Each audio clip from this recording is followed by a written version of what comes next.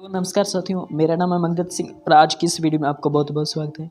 इस वीडियो में मैं आपके लिए बीकॉम जो है थर्ड सेमेस्टर का 2021 का क्वेश्चन पेपर कौन सा मैनेजमेंट प्रिंसिपल एंड एप्लीकेशन, ठीक है, मैनेजमेंट प्रिंसिपल का लेकर आया हूँ। तो इससे पहले मैंने एक 2019 का क्वेश्चन पेपर भी डिस्कस किया है, तो वो भी डिस्क्रिप्शन में लिंक है, जाके देख सकते हैं।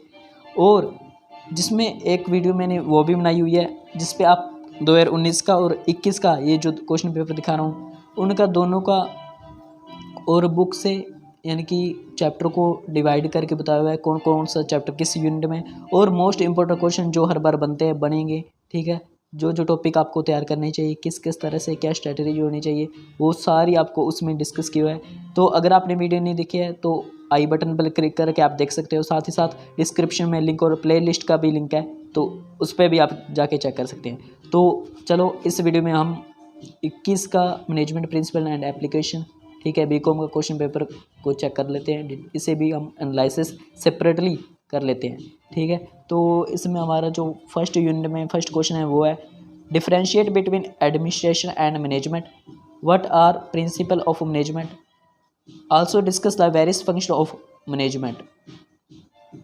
हिंदी में देखें तो प्रशासन और प्रबंध में अंतर बताइए, प्रबंध के सिद्धांत क्या है, प्रबंध के विभिन्न कार्यों का वर्णन कीजिए।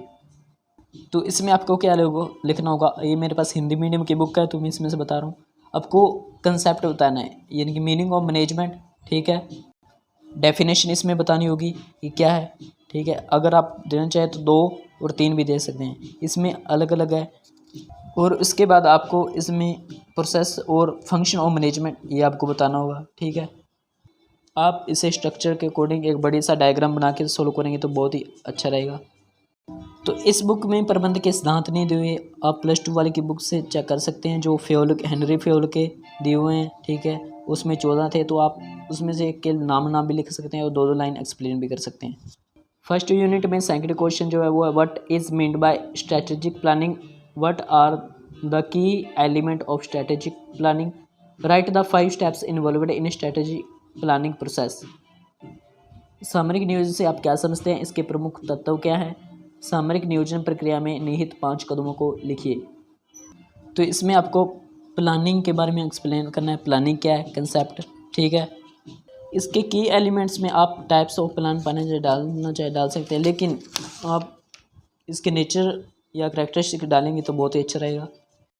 लेकिन इस बुक में अपने स्टेप्स इन वो नहीं दिए हुए प्लानिंग प्रोसेस के, तो वो आप +2 वाली बुक से देख के कर सकते हैं। थर्ड क्वेश्चन है describe the meaning of environmental analysis, what are the key techniques of environmental analysis, why is environment analysis important. पर्यावरण विश्लेषण के अर्थ का वर्णन कीजिए, इसकी प्रमुख तकनीकें क्या हैं, पर्यावरण विश्लेषण क्यों आवश्यक है। इसके अंतर्गत आपको इसका कंसेप्ट, ठीक है, और उसके बाद इम्पोर्टेंस ऑफ बिजनेस एनवायरनमेंट, और इसके की एलिमेंट्स में आपको ये डालने होंगे, हाँ ये वाली स्वॉट एनालिसिस, ठीक है, और थोड़े थोड़े पार्ट में आप इनको एक्सप्लेन कर सकते हैं। टाउन मैट्रिक्स, ये BCG मैट्रिक्स, इनको, ठीक है, बस थोड़ा थोड़ा इनको आप एक्सप्लेन कर सकते हैं। कॉम्पिटिटर एनालिसिस, ये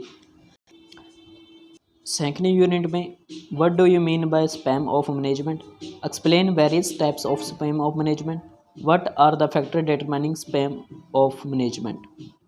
प्रबंध के विस्तार का क्या अर्थ है, प्रबंध के विस्तार के विभिन्न प्रकारों की व्याख्या कीजिए, प्रबंध के विस्तार को निर्धारित करने वाले कारक क्या हैं। तो ये आपको स्पैम ऑफ मैनेजमेंट में मिल जाएगा, इसका मीनिंग डेफिनेशन, ठीक है, इसके types of span of management, इसको प्रभावित करने वाले यानी कि determining factor affecting the span of management, ये आपको करना होगा इस क्वेश्चन में। How is staffing a continue process, what are the steps involved in staffing process, why is staffing important for any business organisation. Staffing एक सतत प्रक्रिया कैसे है, स्टाफिंग प्रक्रिया में शामिल कदम कौन कौन से हैं, किसी व्यापार संगठन के लिए स्टाफिंग क्यों महत्वपूर्ण है।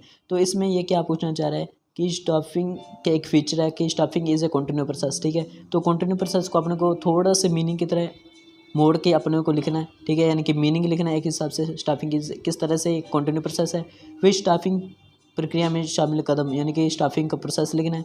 फिर उसके बाद किसी व्यापार संगठन के लिए स्टाफिंग क्यों महत्वपूर्ण है यानी कि उसकी इंपॉर्टेंस या सिग्निफिकेंस आपको बतानी है। ठीक है,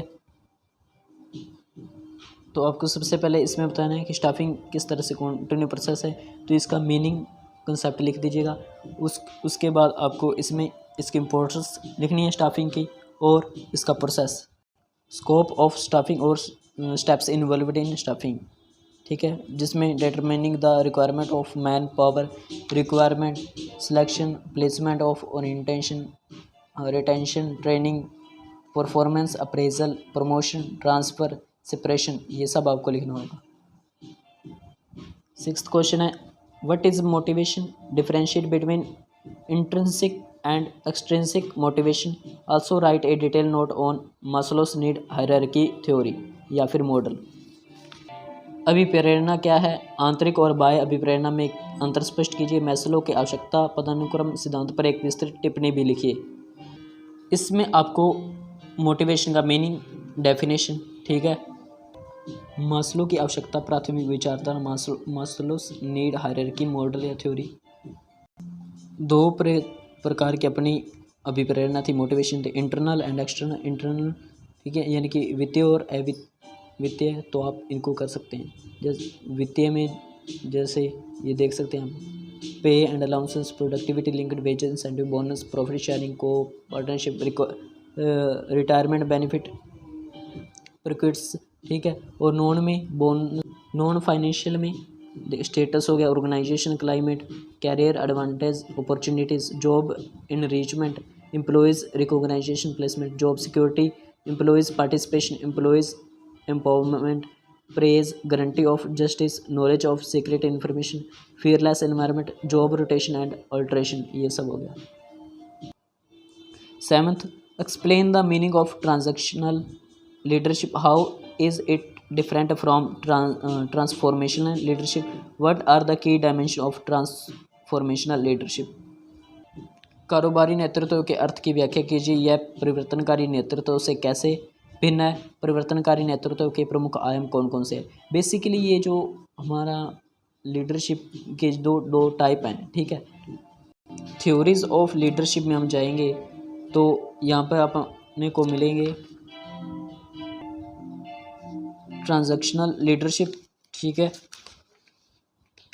डिटेल इसका एनालिसिस बता हुआ है, और ट्रांसफॉर्मेशनल लीडरशिप, इनका मीनिंग बताना है और इनको डिफरेंशिएट करना है, ठीक है।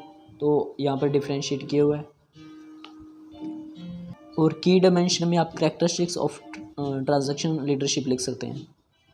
और इसी में एक क्वेश्चन ये भी बनता है, distribution between manager grade theory and path Goyal theory of leadership. अब दोनों को डिटेल से लिख सकते हैं, ये भी इसमें दिया हुआ है। थ्योरीज ऑफ लीडरशिप में आपको मिल जाएगा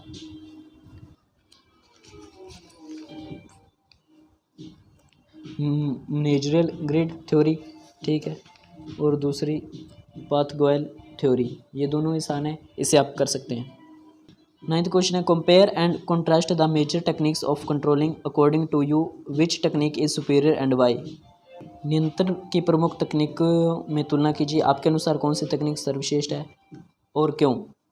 तो हमारी कंट्रोलिंग चैप्टर में जो टेक्निक्स हैं वो ये हैं, ठीक है। इनका आगे डिटेल से एनालिसिस है, ट्रांजेक्शन कंट्रोल, एक मॉडर्न, तो आप इनमें से किन्हीं भी 2-3 को एक्सप्लेन कर सकते हैं, थोड़ा थोड़ा और बता सकते हैं कि किस तरह से आपको लगता है कि वो सुपीरियर है, ठीक है। अब last compulsory question, define the following in brief, each carries 4 marks. Skill inventories, bounded rationalities, decentralisation, functional authority, emerging issue in management. कौशल सूची, सीमित साझेदारी, विकेंद्रीकरण, प्राधिकार, प्रबंध में उभरते मुद्दे।